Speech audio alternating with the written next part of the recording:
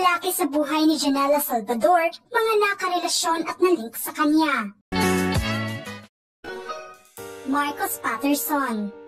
Isinupubliko ng dating mag-partner na sina Janela Salvador at Marcos Patterson ang relasyon nila taong 2020. Bago pa man naging sila noon ay una nang nagtatrabaho ang dalawa taong 2019 sa Maalaala Mo Kaya episode kung saan ginampanan nila ang istorya ng buhay ng OPM singer na si Moira de la Torre at ex-boyfriend nitong si Timothy. Dito na nag-umpisa na gumawa ng first move si Marcos kay Janela na siyang bukas niyang inamin sa isang panayam noon. Aniya, "I was there with my roommate. Tapos sabi ko, DM ko kaya ito. Baka naman diba? So na-message ko at sabi ko, good job, ang galing mo." Kalaunan ay naging espekulasyon na ang tungkol sa relasyon ng dalawa matapos maispata ng mapanuring mata ng mga netizens na magkapareho ang posted photo location ng dalawa sa kanya-kanya nilang Instagram account. Elmo Magalona. Unang nagtagpo ang landas ni Elmo Magalona at Janela Salvador taong 2015. Matapos na opisyal silang pinakilala sa publiko bilang bagong love team. Yung mga panahong ito ay kakalipat pa lang ni Elmo sa Kapamilya Channel kung saan tuluyan na nga niyang iniwan ang Kapuso Network. Unang nagtambal ang dalawa sa teleseryeng Born For You. Inamin naman ni Janela na gentleman ang unang impression niya sa aktor. Mas naging malapit naman sila dahil sa bonding moments nila at parehong pagkahilig sa musika. Taong 2016 ay bukas na inamin ng aktres noon na kung sakaling manligaw sa kanya ang aktor ay may posibilidad naman. Yung mga panahong ito ay in a relationship pa kasi si Elmo kay Janine Gutierrez na kalaunay naghiwalay din. Mas naging malapit pa nga ang dalawa dahil nasa mga appearances nila sa Star Magic Ball, events at promotions. Marco Gumabaw. Mariing pinabulaanan ni Janela noon ang usap-usapang relasyon nila ng aktor na si Marco Gumabaw.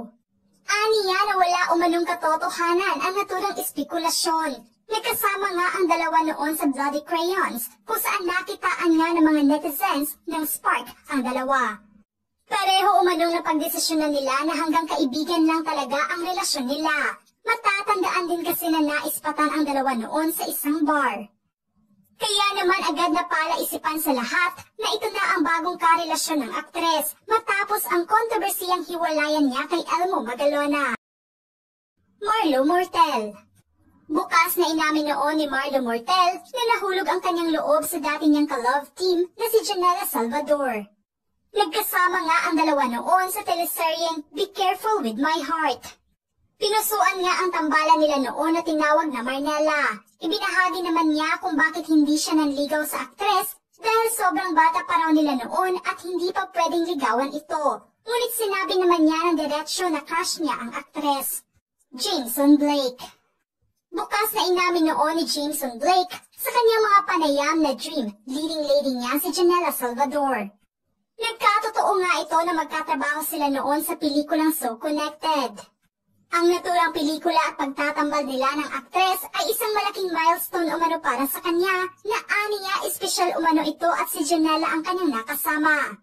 Naging malaking adjustment naman para sa aktres ang tambalan nila ng aktor. Ngunit dahil sa mga bagay na parehong hilig nila ay naging malapit sila sa isa't isa. Naging issue pa nga noon ang tambalan ng dalawa kung saan tinawag pa ng mga Elnella o mga fans ni Elmo at Janela na user ito at ginamit lamang ang aktres para sumikat. Jerome Ponce. Unang nagkasama taong 2015 sa horror movie na Haunted Mansion si Janela at Jerome Ponce. Inamin ng aktres na sinubukan ng aktor na manligaw sa kanya noon. Sa sobrang close umano niya ay bigla na lamang nasambit noon ng aktor na may feelings umano ito sa kanya. Alam naman daw ng aktor na bawal pa siyang ligawan ng mga panahong iyon. Ngunit sa kabila man ng iyon ay nanatiling magkaibigan pa rin ang dalawa. Kung saan inamin noon ni Janela na namiss niya na makatrabaho ang aktor. Joshua Garcia. Malinaw na inamin ni Joshua Garcia na ayaw niyang bitawan ang magandang relasyon ng pagkakaibigan nila ni Janela. Minahal nga ng karamihan ang tambalan ng dalawa noon sa teleseryeng The Killer Bride. Pinasalamatan pa nga noon ng aktres ang aktor dahil nasa galing nito bilang kanyang leading man. Mas pinusuan pa nga ng karamihan ang tandem ng dalawa na magsama ulit sila sa teleseryeng Darna. Naging patok nga sa takilya ang tandem nila on-screen na siyang ipinagpasalamat nila. Sa isang challenge ay ibinulgar naman ni Daniel Padilla na may crush umano si Joshua sa aktres na siyang pabirong sinang-ayunan naman ng aktor, Daniel Padilla.